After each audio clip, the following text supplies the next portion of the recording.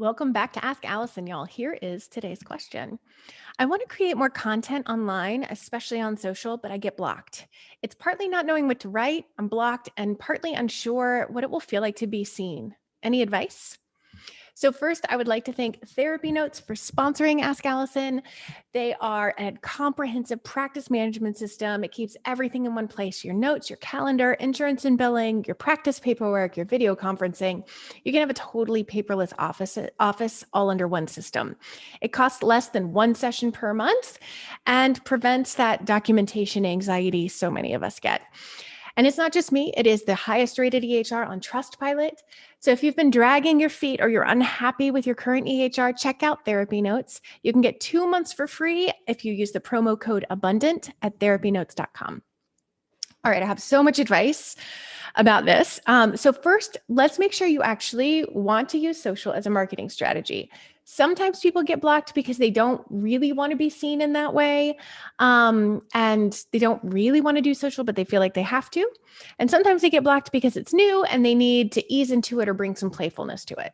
So if it's the former, know that you don't need social to be successful. You can absolutely ditch it, no problem. If it's the latter, let's dig in. First, give yourself permission to not get started on social until you have a social strategy. That sounds fancier than it is. We'll cover it. You can throw some stuff out on social without a strategy if you want, but it's unlikely to convert anyone into a client. We have an entire module on social media in the Abundance Party, and it's something that we do a lot of one-on-one work with for people in the inner circle.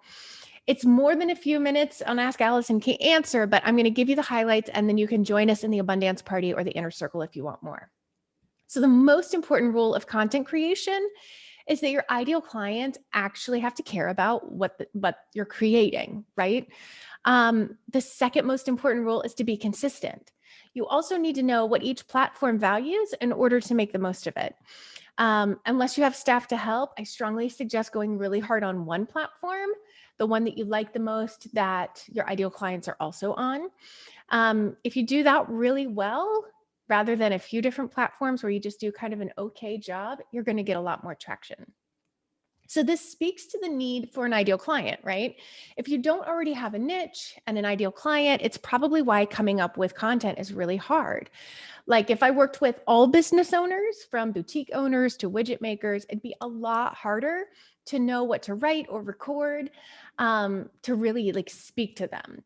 But because I niche to therapists in private practice or therapists wanting private practice, I literally never fear running out of content ideas because I know the struggle so well. And more importantly, I know the way out of the struggle. So if you're having a hard time coming up with content ideas, make sure you have a really solid niche, and we can help you with that if you need it. The niche is going to lead you to all your content ideas.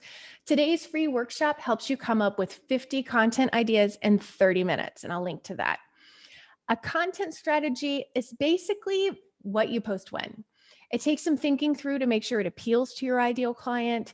It also requires that you understand the platform you're on, as I mentioned before. So for instance, Instagram decided this summer they want videos, not pictures, right? So they're going to prioritize things like Reels. So give Instagram a bit of what they want so that the algorithm works for you. Don't look at the algorithm as something that's against you. And you do not need a ton of followers. I repeat, you do not need a ton of followers. You just need to provide quality content and to constantly let people know that they can get in touch with you. I have worked with therapists with tens of thousands of followers on social who weren't getting clients from it until we worked through how to market while also providing great content. And I worked with therapists with a few hundred followers on social who were full thanks to those efforts. So don't let those vanity metrics mess with your head.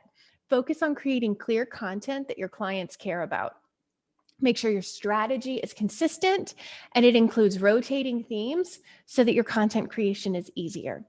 And look for inspiration outside of your colleagues and clients. Every weekday morning, I hop on Instagram. I create a reel based on some audio that I like. It's rarely therapy-related audio, but it's easy to relate most audio to what we do. And then I hop on TikTok and I do the same. And it takes 15 minutes at most to do both total. Now, as for being seen, you may be expecting it to be more uncomfortable than it is. So few people are actually going to see your initial attempts to put yourself out there, which is actually great. You're going to feel like you're naked in front of judgmental strangers, but you're not. The more content you create, the easier it's going to be to hit publish. You're unlikely to get haters early on because you're probably going to play it relatively safe with your content. We tend to put out our more controversial ideas after we get a bit more comfortable. And if you do get haters, check out an Ask Allison I did from this summer about how to handle that. It's going to hurt, but it doesn't have to last that hurt. The most common experience is that you're going to fret over being seen, and then you're going to feel disappointed that you aren't being seen enough to merit new clients as soon as you'd hoped. You're in good company. That's most of us. It's really fine. Lastly, give it some time. Don't expect potential clients to reach out within a week or even a month. Know that people want to get to know you a bit more, and they're going to revisit your content. And that's why consistency is so important. Like I said, we dive much deeper into this in the Abundance Party and the Inner Circle. So join us if you want some step-by-step support in building your practice. I will link to those.